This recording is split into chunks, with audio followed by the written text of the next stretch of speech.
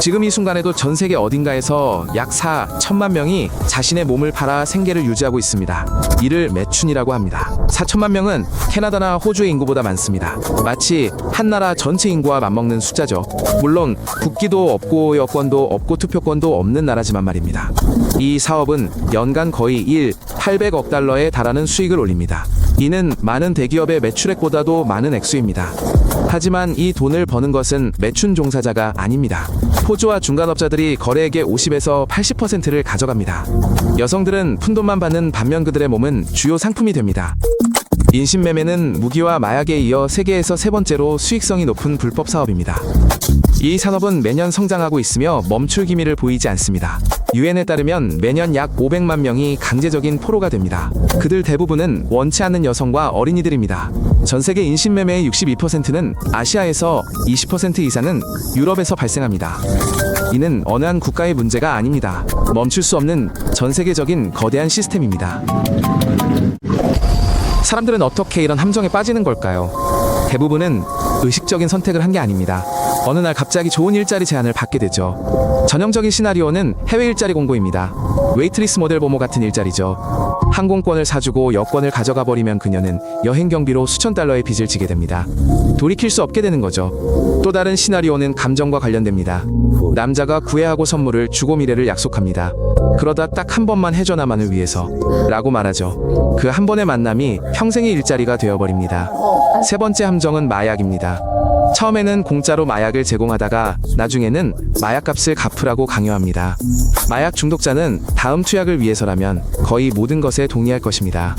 한 대규모 연구에서 설문조사에 참여한 여성의 90%가 이 업계를 떠나고 싶어 한다고 답했습니다. 하지만 돈도 없고 서류도 없고 의지할 곳도 없습니다. 이 네트워크에 강제로 끌려드는 아이들 중에는 미성년자도 많습니다. 유엔 추산에 따르면 매년 약 120만 명의 아동이 이 일에 휘말립니다. 이는 단순한 숫자가 아닙니다. 이들은 실제 사람들입니다. 그들 중 상당수는 더 나은 삶을 찾아 가난한 지역에서 온 아이들입니다. 그들이 이곳에 오게 된 것은 자발적인 동의가 아니라 평범한 직업과 수입을 갖고 싶다는 단순한 꿈에서 시작되었습니다. 왜 떠나지 않는 걸까요? 외부에서 상황을 바라보는 모든 사람들이 던지는 질문입니다. 하지만 밖에서는 그들이 겪고 있는 문제의 심각성을 제대로 파악할 수 없습니다. 첫 번째 문제는 빚입니다.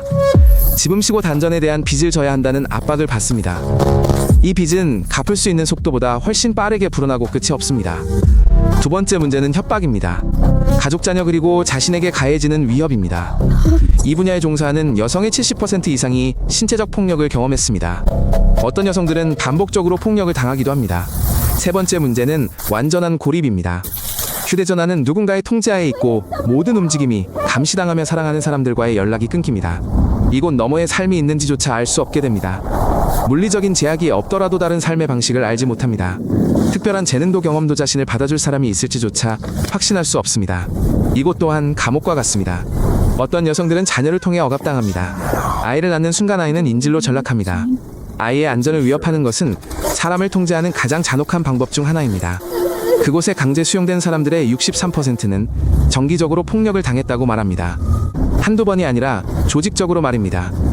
그곳은 노동 현장이 아닙니다. 철창 없는 감옥입니다. 이 모든 일을 겪은 사람의 정신은 어떻게 될까요? 과학자들은 수십 년 동안 이 질문을 연구해 왔습니다. 그리고 그 연구 결과는 마음이 약한 사람에게는 적합하지 않습니다. 이러한 종류의 트라우마를 겪은 여성의 68%가 전투 후 군인들이 받는 것과 같은 의학적 진단을 받습니다. 이는 공식 통계입니다. 그들의 상태의 심각성은 참전 용사과정 폭력 피해자 분쟁 지역 난민과 유사합니다. 이는 9개국에서 진행된 연구를 통해 확인되었습니다. 정신은 특별한 방식으로 스스로를 방어합니다. 사람은 자신의 몸을 이질적인 것으로 인식하기 시작합니다. 몸에 일어나는 일은 자신과는 아무런 상관이 없는 것처럼 느껴집니다. 이는 잘 알려진 생존 메커니즘입니다. 이 세상을 떠난 후 사람들은 수년 동안 친밀한 관계를 맺지 못하고 아무도 믿지 못하며 악몽에 시달립니다. 트라우마는 상황과 함께 사라지지 않고 내면에 남아 있습니다. 여기에 만성 우울증 섭식 장애 알코올 남용이 더해집니다. 이는 나약함이나 변덕이 아니라 그 사람이 겪은 일의 직접적인 결과입니다. 그렇다면 이 상황에서 벗어날 수 있을까요? 네, 가능합니다.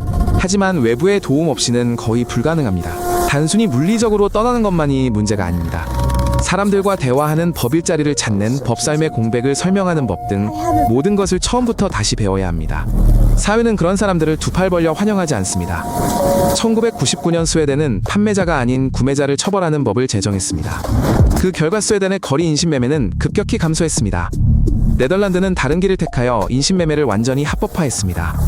그 결과 13년 동안 127명이 넘는 여성이 이 업계에서 목숨을 잃었습니다. 합법화가 그들의 삶을 더 안전하게 만들지는 못했습니다. 법만으로는 아무것도 해결할 수 없습니다. 벗어나고 싶어하는 사람들에게는 실질적인 도움이 필요합니다. 주거사회, 지원 새로운 직업이 필요합니다. 이러한 도움 없이는 한 덫에서 다른 덫으로 계속해서 빠져들게 됩니다. 이것은 단지 누군가의 이야기가 아닙니다. 돈도 없고 지원도 없고 기반도 없는 사람은 누구나 취약합니다. 바로 이런 식으로 이 악순환이 작동하는 것입니다. 채널 구독하고 다른 에피소드도 시청해주세요. 이건 정말 중요해요.